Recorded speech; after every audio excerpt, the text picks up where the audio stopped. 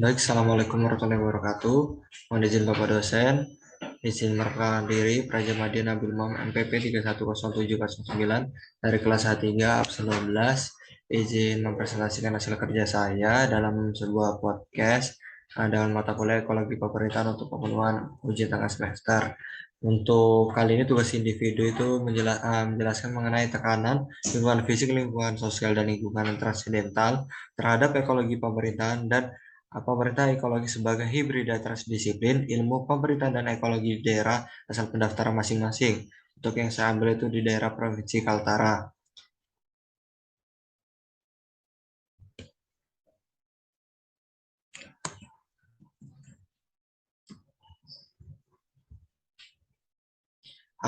Tekanan terhadap lingkungan fisik. Dalam ekologi pemerintahan, lingkungan fisik merupakan lingkungan alam bersama tumbuhan dan hewan yang ada di suatu wilayah negara, termasuk manusia sebagai salah satu faktor yang selalu berproses dengan lingkungannya. Dalam lingkungan fisik, dalam pemerintahan merupakan sumber energi yang ada di sekitar kita, yang dapat diambil dari lingkungan sekitar terhadap pemerintahan. Proses yang lamban dalam pengesahan sertifikat lahan tambak di Provinsi Kaltara itu merupakan salah satu contoh untuk lingkungan fisik yang ada di Kalimantan Utara, yaitu sebagai negara yang dikenal sebagai negara kepulauan dan kaya akan potensi kelautan dan perairan. Maka laut menjadi sumber penting bagi kehidupan masyarakat ya.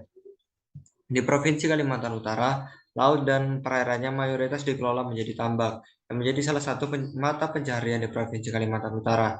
Akan tetapi dalam proses berlangsungnya masih terdapat kendala dengan proses pengesahan sertifikat lahan tambak legal di Kalimantan Utara, yang tergolong lambat dan panjang. Dalam hal ini masih dalam sertifikat pada 13.060 hektar lahan tambak untuk 15.611 petak di Bulungan dan Kota Tarakan Badan Pertanahan Nasional dalam realisasi yang baru di Kabupaten Bulungan.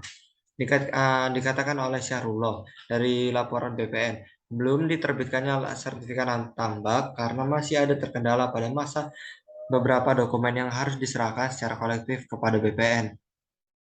Solusi yang ditawarkan yaitu Kepala Dinas Kelautan dan Perikanan Kalimantan Utara, Amir Bakri Syahrullah, menjelaskan dalam waktu dekat instansinya akan turut mendata petambak, termasuk areal tambaknya, secara by nama by address, di seluruh lahan tambak yang tersebar di Kabupaten Bulungan, Nunukan, Tanah Tidung, dan Kota Tarakan.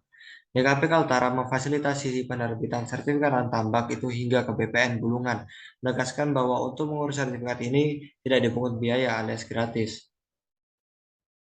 Instansinya kemudian membagi daerah tambak menjadi dua, yakni tambak yang berada di dalam area penggunaan lain atau APL dan tambak yang berada di daerah hutan produksi. Tambak yang berada di wilayah APL itu yang kita prioritaskan dulu untuk disertifikasi, kata Amir pada Tribun Jumat 26 bulan 1 2018. Luas area tambak dalam kawasan APL sebanyak 78.592 hektar, lalu tambak di area hutan produksi atau HP seluas 70.707 hektar, ditambah 659 hektar di area hutan produksi konversi atau HPK. Tambak yang berada di area APL itu bisa segera disertifikatkan. Akan kita segerakan datanya kepada Badan Pertanahan Nasional selaku lembaga penerbit sertifikat katanya. Terhadap tambak yang berada di area HP dan HPK, diusur agar di-enclave oleh Kementerian Lingkungan Hidup dan Kehutanan. Hal ini disebut Amir, sudah juga disampaikan Gubernur Irianto Lambire kepada Presiden Joko Widodo. Mengenclave HP dan HPK digunakan sebagai tambak masyarakat, kata Amir. Memang perlu dilakukan, mengingat masyarakat sudah turun-temurun melakukan budidaya perikanan tambak yang masuk HP dan HPK. Program sertifikasi lahan tambak memiliki manfaat untuk memberikan kekuatan hukum atas kepemilikan hak atas tanah, memfasilitasi penyediaan aset yang dapat digunakan sebagai jaminan untuk memperoleh modal usaha dan meningkatkan kepastian dan keberlangsungan usaha penerima manfaat. Sedangkan untuk pemerintah sendiri, dengan adanya sertifikasi lahan tambak akan memberikan potensi untuk memperoleh pendapatan asli daerah, yaitu melalui pembayaran PBB, di mana PBB sesuai kewenangan nantinya dipungut oleh pemerintah kabupaten atau kota. Sejauh ini lanjut Syahrullah, masih ada kendala yaitu data lahan yang diajukan untuk sertifikasi yang masih rendah. Respon pemilik lahan di 4 Nah, daerah tersebut masih kurang, padahal program tersebut dinilai sangat bermanfaat bagi mereka. Kita terus sosialisasi kepada masyarakat, terutama pemilik tambang, karena ini juga untuk kepentingan mereka sendiri. Manfaatnya untuk masyarakat, kita dari Pemprov Kaltara hanya membantu mendampingi. Untuk itu kami berharap pemilik lahan harga lebih proaktif, ujarnya. Syarhulo menyebutkan data lahan yang diajukan untuk sertifikasi masih kecil. Untuk Bulungan terdapat 27,33%.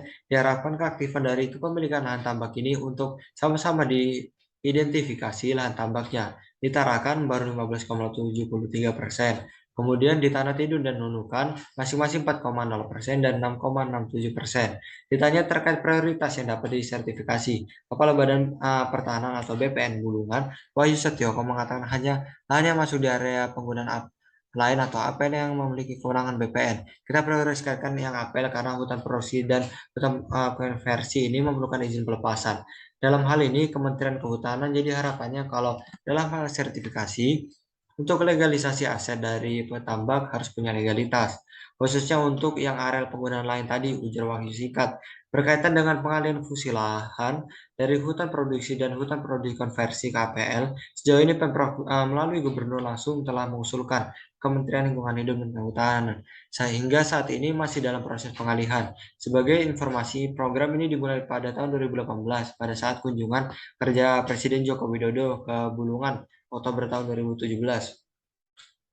Dinas Kelautan dan Perikanan Kalimantan Utara mencatat areal tambak mencapai 149.958 hektar dengan jumlah petambak mencapai 9.604 orang.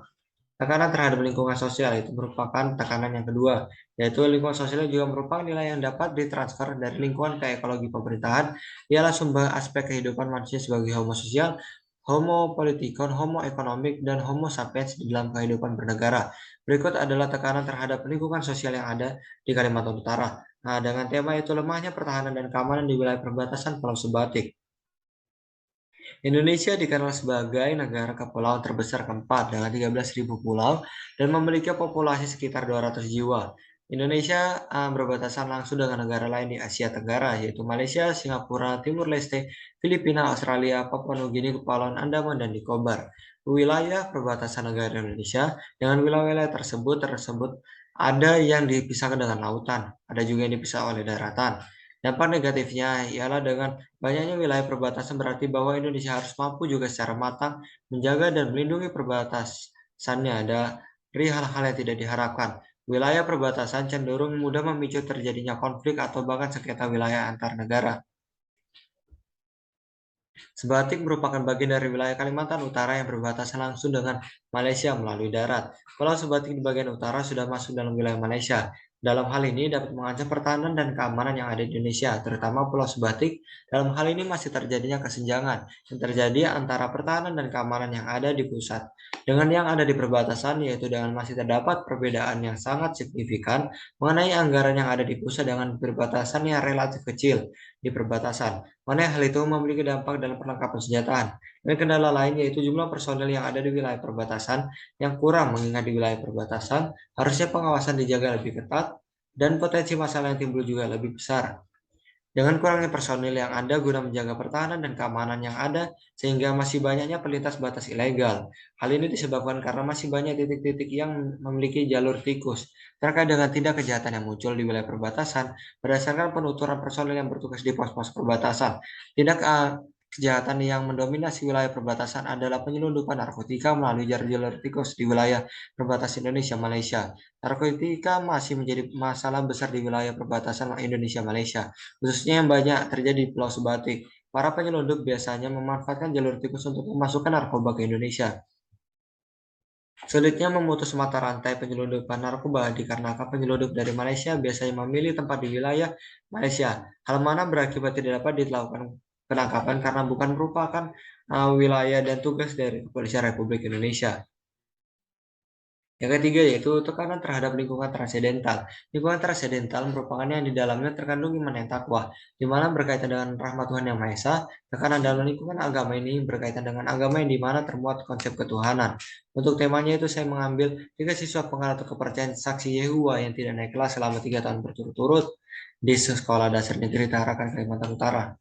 Ketiga siswa tersebut merupakan kakak beradik berinisial M berumur 14 yang kini duduk di kelas 5 SD, kemudian Y berusia 13 tahun yang kini duduk di kelas 4 SD, dan YT berusia 11 tahun yang duduk di kelas 2 SD. Komisioner Komisi Perlindungan Anak Indonesia atau KPAI, Retno Listiari, mengatakan kepercayaan yang dianut ketiga anak tersebut menjadi penyebab utama mereka tidak naik kelas. Keluarga ketiga anak ini menganut kepercayaan saksi Yehua sejak 2018. Sebelumnya mereka menganut agama Kristen. Fakta yang kami punya dengan melihat di rapor, mereka naik kelas terus, sampai kemudian mereka pindah agama. Menduga telah terjadi tindakan intoleransi dan diskriminasi atas apa yang dianut oleh ketiga kakak beradik itu, sehingga dampak pada hak pendidikan. Sementara itu, Kepala SD Negeri tempat ketiga anak mengenyam pendidikan, Hasto Budi Santoso, membantah dugaan itu. Dia menyatakan bahwa apa yang terjadi bukan intoleransi, melainkan masalah pembelajaran. Menurut Direktur Riset Setara Institut, hal ini peristiwa ini menunjukkan bahwa negara telah gagal membentuk sistem pendidikan, sehingga penutup ruang diskriminasi bagi penganut agama dan kepercayaan minoritas. Ini menunjukkan kegagalan sistem pendidikan dalam memberikan pelayanan anak-anak di sekolah, terutama bagi wilayah yang bukan menganut kepercayaan arus utama. Selain itu, kasus ini dipandang sebagai puncak gunung es, mengingat banyaknya kasus diskriminasi yang dialami oleh para penganut kepercayaan di Indonesia, termasuk di bidang pendidikan, tapi diyakini lebih banyak yang tidak dilaporkan. Peraturan Menteri Pendidikan dan Kebudayaan Nomor 27 Tahun 2016 yang seharusnya mengakomodasi pelayanan pendidikan bagi penganut kepercayaan yang dianggap belum mampu menutup ruang diskriminasi. Halili mengatakan pemerintah selama ini hanya fokus pada pelayanan pendidikan bagi agama arus utama. Padahal data Direktur Jenderal Kependudukan Pencatatan Sipil Kementerian Dalam Negeri mencatat terdapat 102.508 orang yang menganut aliran kepercayaan atau setara dengan 0,04% dari tertera penduduk total di Indonesia. Komisioner KPAI Retno Listiari mengatakan dirinya telah menemui ketiga kakak beradik itu dalam kunjungannya ke Tarakan sejak Senin 28 bulan 11 untuk mengklarifikasi peristiwa yang sebenarnya terjadi. Menurut dia, ketiga anak tersebut merasa terpukul antara sudah tidak naik kelas selama 3 kali. Ketiganya masih aktif pembelajaran di sekolah, namun mereka dihantui kekhawatiran bahwa terancam tidak naik kelas. Keempat kalinya, KPA mengatakan telah mengumpulkan data-data terkait kasus ini, termasuk dari riwayat akademik ketiga anak tersebut. Melalui rapor mereka, hasilnya rata-rata ketiganya mendapat nilai yang tinggi pada mata pelajaran lain, kecuali pendidikan agama. Anak-anak ini sebenarnya pintar, kalau ditanya juga jawabannya bagus, analisanya juga bagus, tapi semangat belajarnya jadi turun. Anaknya juga sempat bilang kalau nggak mau lanjutin sekolah. Kan ini bahaya, kata Retno. Nilai buruk pada pelajaran agama lanjut dia didapatkan sejak tahun 2018 setelah keluarga dari ketiga anak beradik ini menganut kepercayaan saksi Yehova. Ketika saya klarifikasi ke sekolah, betul-betul masalahnya di agama. Dari kelas 1 sampai 5 nggak naik kelas. Jadi anak itu nggak naik setelah pindah agama. Ketiga kakak beradik ini sempat mengikuti pelajaran agama Kristen di sekolah demi mendapatkan nilai untuk bisa naik kelas. Namun mereka mendapatkan nilai rendah karena menolak menyajikan lagu rohani meski guru tahu bahwa itu tidak sesuai dengan keyakinan agama ketiganya. Saksi Yehua sendiri memiliki kepercayaan terpisah dari kekristenan arus utama. Ajaran ini masuk ke Indonesia tahun 1930-an, kemudian sempat dilarang pada tahun 1975 karena dianggap memuat hal-hal yang bertentangan dengan ketentuan hukum seperti menolak hormat kepada bendera merah putih dan menolak. Pada tahun 2002 bulan 2 Maret tanggal 22, organisasi Yehua di Indonesia secara resmi terdaftar di Kementerian Agama, sehingga mereka memiliki hak yang sama penganut agama lain. Jumlah penganut saksi Yehua mencapai 26.000 orang pada 2016. Terdapat aliran kepercayaan belum menempatkan penganutnya secara setara dengan penganut agama arus utama. Aliran kepercayaan lebih dianggap sebagai organisasi masyarakat atau kearifan lokal. Ketiga negara sudah memutuskan untuk lembaga membidangi dalam hal keagamaan, mestinya semua keyakinan itu diakomodir tanpa peduli sekat atau lain. Pemerintah harus berpikir lebih sistematik untuk melembagakan pengakuan atas mereka, mengenai kepercayaan. Sekaligus pelayanan atas hak-haknya semestinya diberikan negara kepada mereka. Jelas Halili soal kasus di Tarakan yang dia menyatakan pemerintah wajib memastikan rehabilitasi atas hak pendidikan ketiga anak tersebut. Terpenuhinya serta menjamin peristiwa serupa tidak lagi terjadi di masa yang akan datang. Kepastian ini juga harus didapatkan oleh hayat kepercayaan lainnya di Indonesia. Pasalnya, Setara Institut meyakini kasus ini puncak gunung es dari banyak peristiwa diskriminasi yang dialami oleh para penganut kepercayaan di Indonesia. Pasalnya, para korban enggan melapor karena khawatir di stigma Ketiga, membuka identitas kepercayaan mereka. Hal itu juga berkaitan dengan lemahnya kohesi sosial masyarakat kita, di mana mereka lebih sering merespon secara stigmatik terhadap penghayat yang bahkan ada di lingkungan komunitas terdekat mereka. Mungkin itu saja dari presentasi dari podcast saya. Kurang lebihnya mohon maaf. Wassalamualaikum warahmatullahi wabarakatuh.